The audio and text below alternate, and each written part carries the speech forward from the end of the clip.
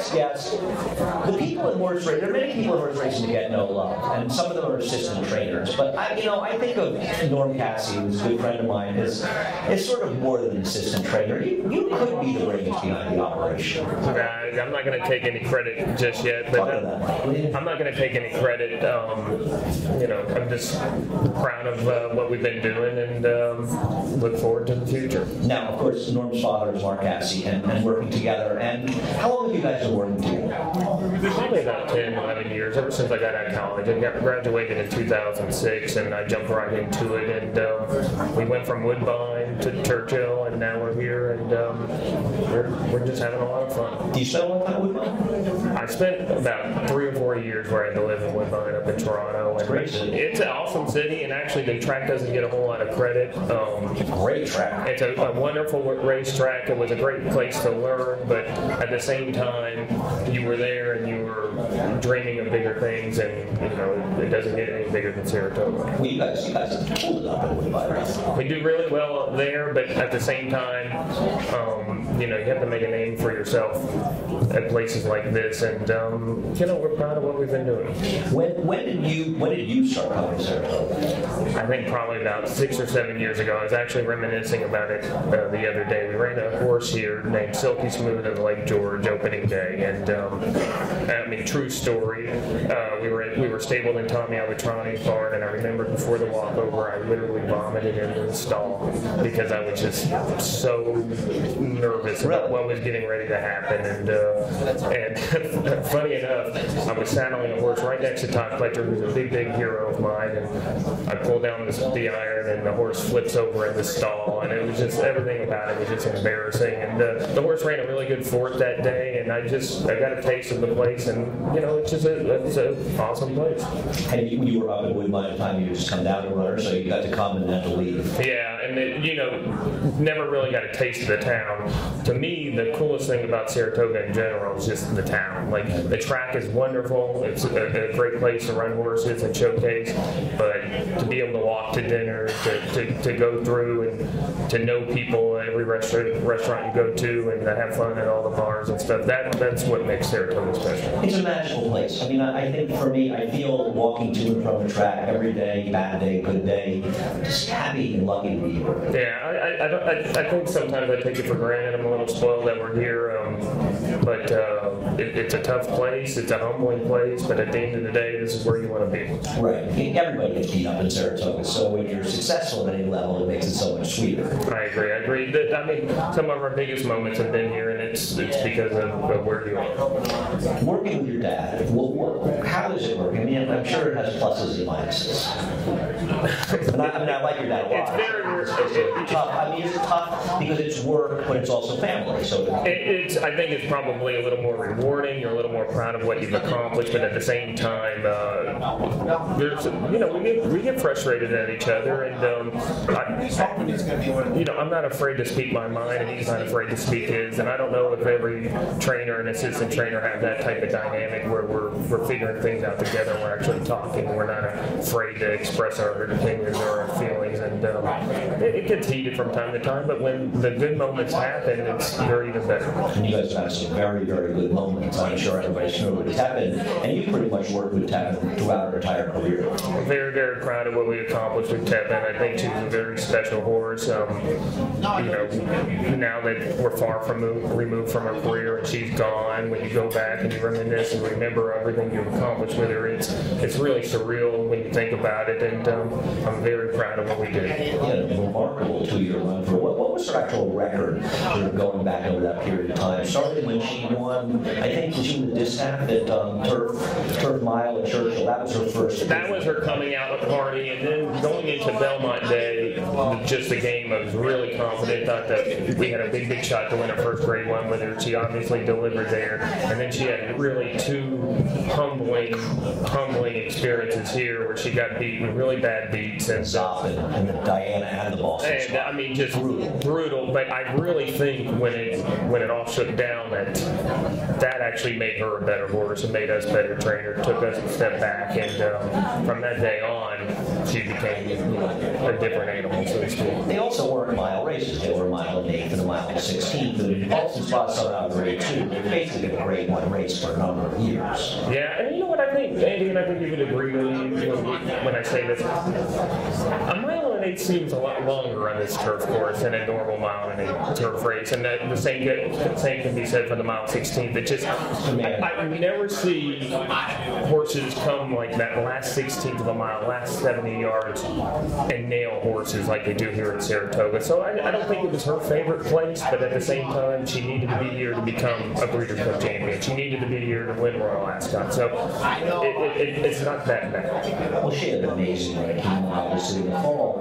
And talk about going to Royal Ascot, because I think everybody saw after this year, and the American, most of them got their butts kicked over there this year. I think a lot of us appreciate what Tevin did last year a little bit more, if not a lot more. Just an awesome experience. Can't say enough.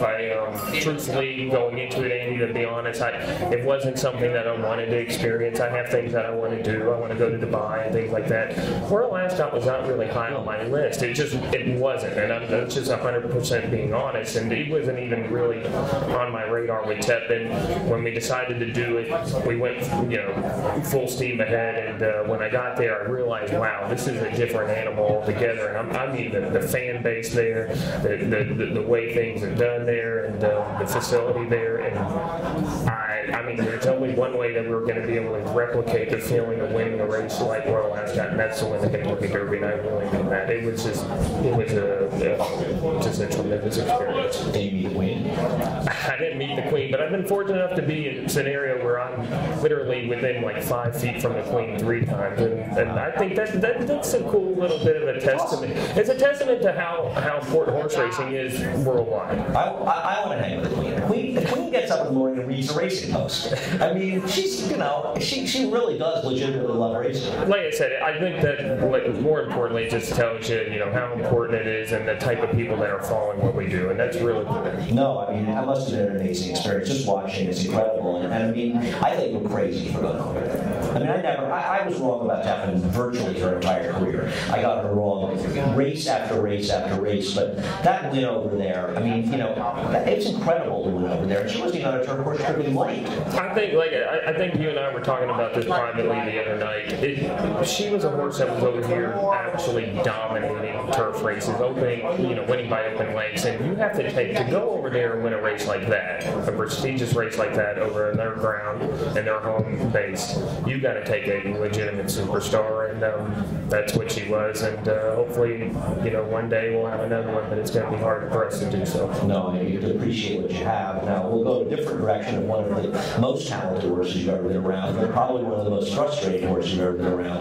Classic Empire. Very frustrating horse. I mean, everything's obviously well documented with him. The winter time was not a real fun experience for anybody that worked in the barn, worked around him. Super talented.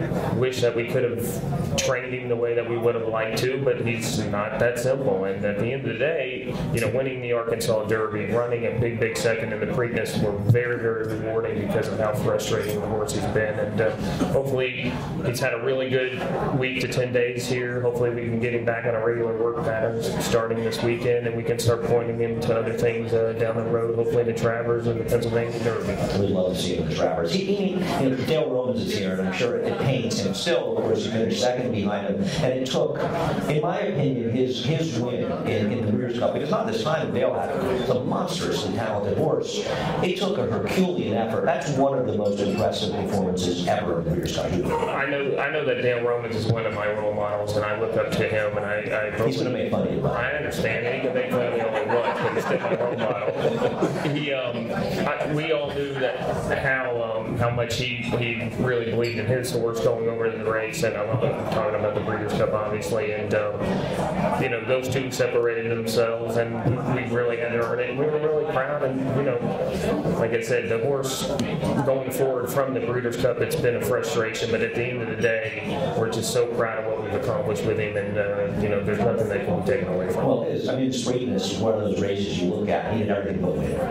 And we knew going into Preakness what we were going to have to do. We were going to have to run with Always Dreaming from the very beginning. I think the one thing the only thing we underestimated is how quickly, and always dreaming back out of the race. And the next thing you know, everybody's saying that Julian moved too early. That was awful. Julian rode him perfectly. He did exactly what we had talked about it going into the race. This is exactly how this is going to set up. And always dreaming, for whatever reason, backed out of there. And next thing you know, Classic Empire's lost at the top of the lane, and that's nobody's fault. And that's just how it worked out. Well, if Julian had set second behind him, let him go at slow pace, and he finished second to him, he never caught him. Everybody would have said he rode poorly. So he did what you had to do. You have to ride good horses like they're good horses. I agree with you 100%. And like I said, I don't lose any sleep over that. I'm really proud. I can't overstate the fact that I'm just so proud of what we've accomplished in Classic Empire, because most people don't know what we've been through. You had a nice day with the 2-year-olds today. They came up the turf, but that horse really ran today. She's a really talented horse. Honestly, she's a very good dirt horse. We put her on the grass because we weren't sure how fit she turned them too. And that was one of the best horses we've ever trained. Actually, we actually trained her, Roxy Gap, and but the 12 horses they said race. But with going forward now that she's had the race, obviously we're Swampy main track. I think we can be excited that she's actually a legitimate dirt horse. She got a lot out of it fitness-wise, and obviously mentally she got a lot out of it. And I think she's a cool horse to be looking forward to down the line. No, I thought it was terrific. And the other one finished second. It was yours as well, and made a nice run. And she ran exactly how she had worked. We had broke her 2 times from the gate. Both times she had broke us that slow, but made a big move going into the dirt. And that's the same type of, kind of what we expected. And now going maybe 7/8 later on in the meet, she could be a horse that you look for. Are the 2-year-olds sort of what keep you going in some ways, coming up and new horses and always the hope for the future? I agree. Yeah, you have horse racing very funny. You have all these good stake horses in your barn. You got horses like Classic Empire, World of Approval, those type of horses, Holding Gold. But at the end of the day, the horses that you really look forward to, I don't quite understand why we do this, and everybody does. It's those 2-year-olds that promise to become something really special, and I think we have a bunch of those in the barn right now. We've had a tough luck. We've kind of been far behind to where we were last year, but at the end of the day, we know we have some really good horses, and the future looks really bright for us. I think promise is the right word. It's the whole. I mean, everybody does. We go to track and we handicap and we bet a horse. It's the promise that we're going to be right. And you have these horses, and it's what they may hold in the future. They're all sort of like surprise packages. Yeah, and then like I said, you get up every day hoping to see something special, and we've got a roster of really good 2-year-olds, and hopefully they showcase themselves here. I want to talk briefly about your grandfather, the first one, Casse. I knew him. I met him when I was 13 or 14. He was one of the game's greatest characters. I think the biggest testament to my grandfather is, and I know this probably better than anybody, and I mean this, is that when I introduced myself, and I introduced myself as Norman Casse, obviously they immediately connect me to my grandfather. And there's not a person that has ever said anything negative to me about him. And horse racing, we both know that's a hard thing to do. Like, you're going to irk people. You're going to irk people. I've heard about that from others.